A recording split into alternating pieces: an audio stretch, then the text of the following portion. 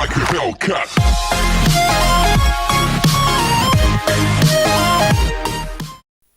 Hello and welcome back to the channel where once again it's that time of the week where we take a look at another Sega Saturn game to review. Today we've slightly deviated because it's not a PAL release, it is a Japanese only release, and that is Gale Racer, which came out in 1994, and it is a conversion of the 1991 arcade Rad Mobile. Now I'm not going to lie, when I've seen all the videos for Rad Mobile, I genuinely thought this game looked really cool. I really like the sprite scaling, graphics with some 3D mixed in. I always think these kind of games are really good. I said it when I reviewed Street Racer.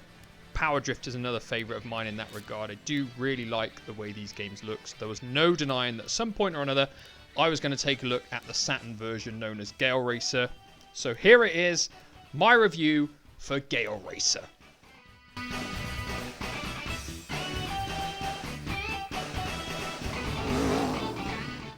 So once the incredibly long and slightly overdone intro video is done, you're met with a fantastic title screen with the car rotating around, and it genuinely looks really impressive in my eyes. You get to the main menu, you've got your speed race, your 2-player, time attack options, and you can view the records as well. Heading into options, it's pretty simple stuff. Changing the difficulty, you can select the BGM that you want to start the game, you can test the sound effects, test the voices, change the sound, the volumes, and see what the controls are. Pretty simplistic stuff, and it doesn't really need a whole lot of explaining. Now, of course, the main mode of play is the speed race, which sees you travel from one side of America to the other, trying to beat the time and eventually become first in the competition and be victorious and be known as the Gale Racer.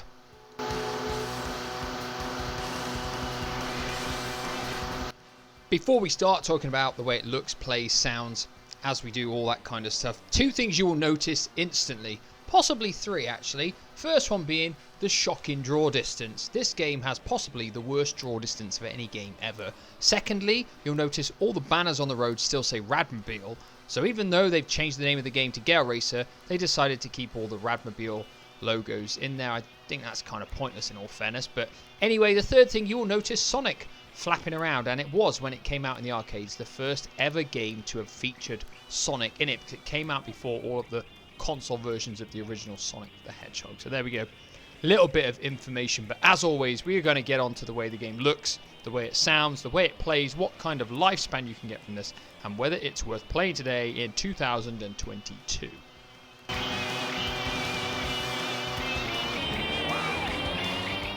So as always, first off, we're going to talk about the way the game looks, and now there's no denying when I saw the arcade game and I wanted to play the Saturn game, and I played it and I wanted to be positive about it and I wanted to say good things. Unfortunately, there's not a lot I can say that's good in terms of looks for Gale Racer.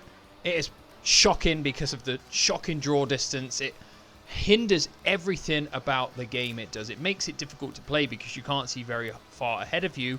The pop-up that is resultant from the terrible draw distance is shocking as well, because it means cars can pop up right in front of you so close, especially when you're going fast. It is absolutely shocking. Another thing, the collision detection. This game has a shocking collision detection. Sometimes you can drive through the back of cars, no problems. Other times you will smack into them.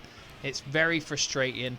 Another thing about the game graphically, I think, is, I put it in the graphics anyway perhaps, is the way the game's set up. One particular level, there's a mountain edge and you're driving around it and you're not near the edge of the cliff, and loads and loads of times, time and time again, you fall off.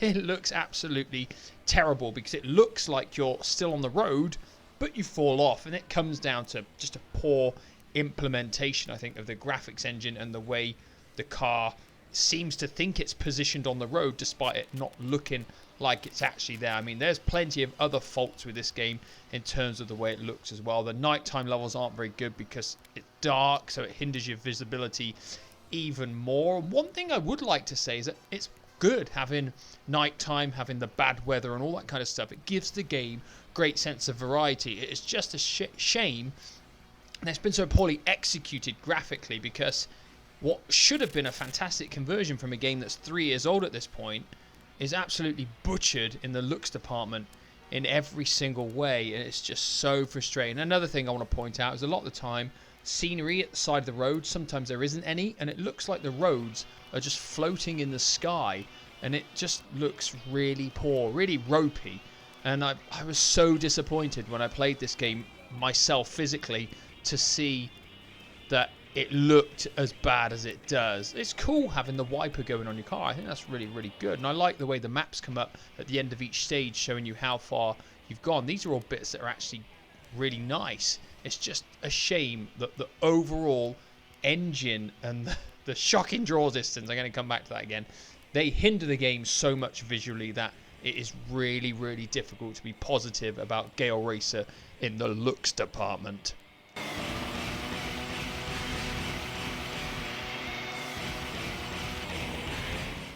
So how does Gale Racer play? Well, it doesn't play terribly, in all fairness. I think the car controls reasonably well. I wouldn't really say that's a problem. The graphics, though, hinder the way it plays. Like I said, the collision detection, the car falling off the side of a cliff on the one particular level, these things affect the way it plays, and these things hinder the enjoyment that you're going to get from the gameplay. I can't really say it controls terribly in terms of steering, accelerating and braking, and using your lights and using your wipers. There's no problem with that in my opinion. The graphics hinder the gameplay, and when that's a problem in a game, it's a really, really big issue in my eyes, and it's just something that you can't really overcome. It's the kind of game where you're going to get tired of playing it because the same graphical issues are going to affect your enjoyment in the way it plays, and that kind of thing in a game is pretty much unforgivable.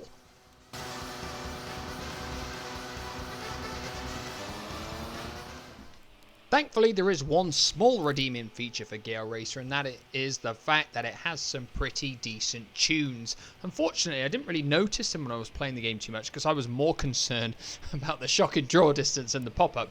But going back and listening to some of the tunes, there's actually some really decent music. So what I'm going to do is what I usually do, play a few snippets for you to decide for yourself.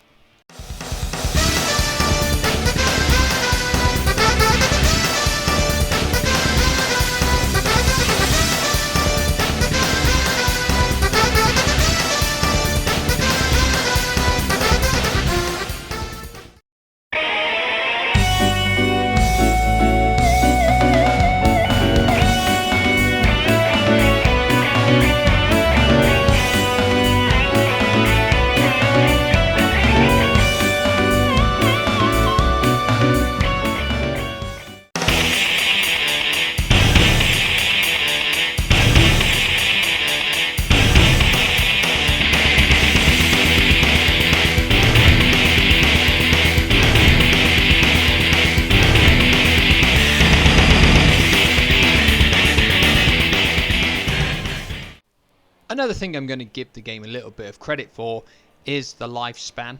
It's not amazing, but considering it's a really early Saturn game, you've got a one-player mode, you've got a time attack mode, and you've got a two-player split screen. So it takes about 30 minutes to play through the game from start to finish. So of course, it's by no means long, but you can go into the time attack mode and you can challenge each area, your favorite ones basically, if you want to, if you prefer to play your favorite ones over and over again, you know, try and beat your times on there. So that's always good. Save your records as well, which is obviously a good thing. And it's got a two-player split screen now.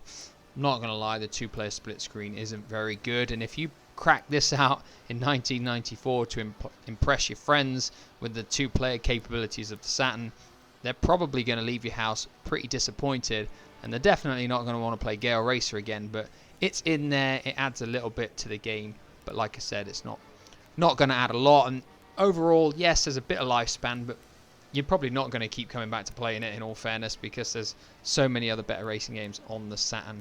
So it is what it is.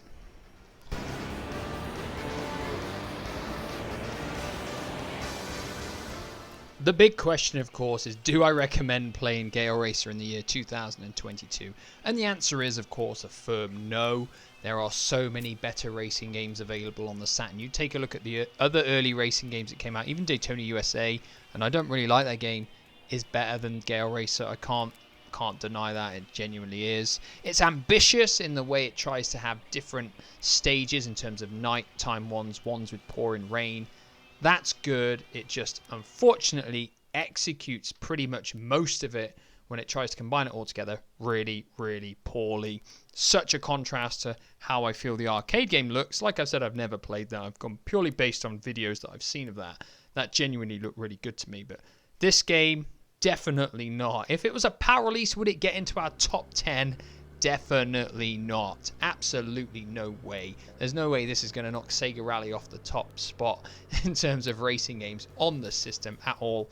Has anybody out there played Gale Racer from start to finish? Have you managed to survive like I did with the terrible, terrible graphics of this game hindering you? Or did you manage to do it like me, get your way from start to finish? Let me know with a comment down below. And as always, I will be back next week for another review. Goodbye for now.